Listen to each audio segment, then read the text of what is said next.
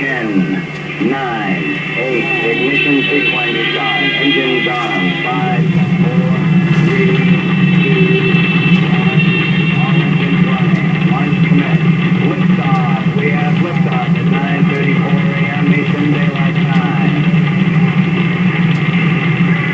The tower is clear. We on a roll program. Roger. Precisely on schedule. 9. Welcome to Hometown Heroes. I'm your host, Andy Kitzrow. Wicomico County is home to the second largest airport in Maryland and lies in close vicinity to the space exploration community of Wallops Island, Virginia. Consequently, our youth have opportunities to see and experience aerospace activities right here on the Eastern Shore.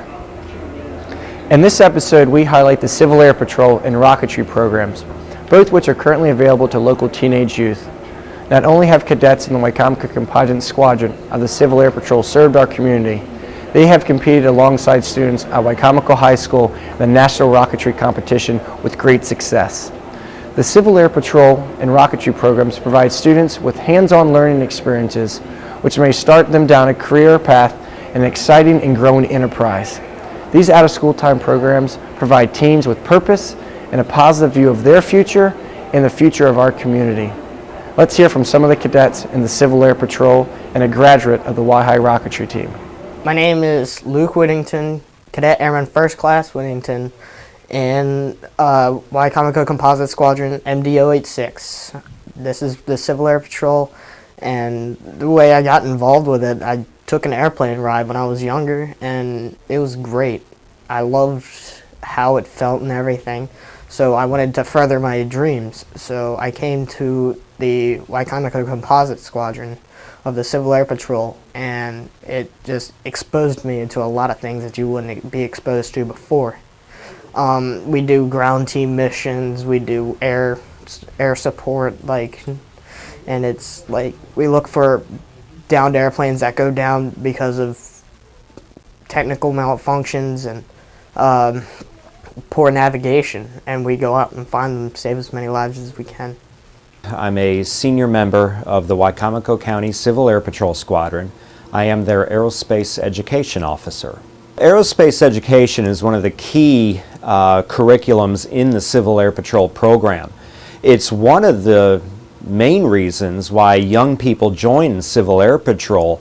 They're interested in aviation, they're interested in aircraft. Many, of course, are interested in the Air Force and the military, I guess, connection that Civil Air Patrol has.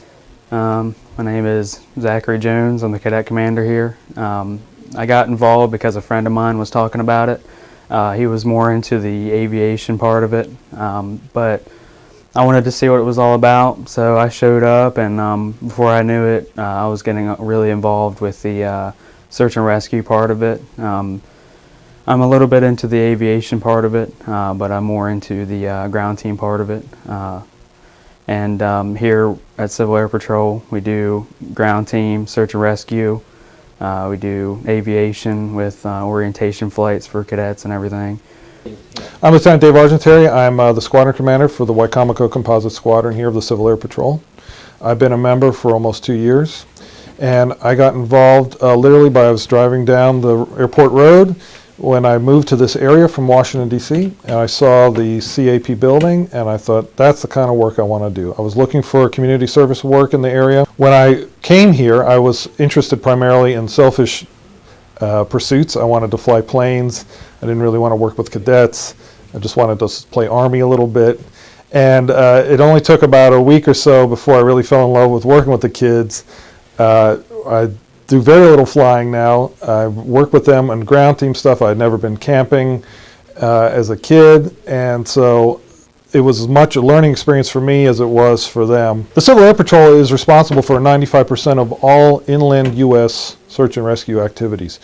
We're there to help with disaster relief and fill in for when the Air Force is busy doing other stuff. Well, out of Civil Air Patrol, you can get many things, like you get leadership training, you get specialized training for survival out in the woods, and you get training for like how to direct aircraft. And in this squadron, we have 4 core values that are valued through the entire Civil Air Patrol. It's honesty, integrity, volunteer service, and excellence. Once you become part of the Civil Air Patrol Squadron, you learn those, you live by those, and after you've learned and lived by those for the longest time, you become using them even when you're not inside of the uniform.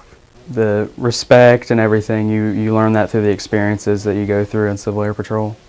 Well, the way the organization works for cadets and senior members, which are officers, the first thing that we're charged with is obviously protecting the cadets. Our job is to make sure that they're well taken care of, that when their parents turn them over to us, they know that they're going to be treated well and in a safe manner, as well as be challenged and learn stuff. The leadership experience is great. It's more of a introduction and a usage of a learning. It's a learning while doing. It's really cool. You go out there, you start learning about leadership as a follower. Leadership comes in two features, a leader and a follower. A leader is a person that leads all the followers into the heat of everything, and the followers need a strong leader in order to perform effectively. Sergeants are the main leaders for the main group of the cadets, and they're trained to the maximum of possible. When I first joined Civil Air Patrol, I never would have thought that I was going to be the cadet commander. You start out in Bravo flight, and you go to Alpha, and I was in Alpha for a long time. I got flight sergeant position, and even then, I never would have thought I would have gotten this high in the chain of command. That's how I got involved in it. I was called upon. Someone really believed and trusted that I could do it, and I stepped up to the plate and started doing it.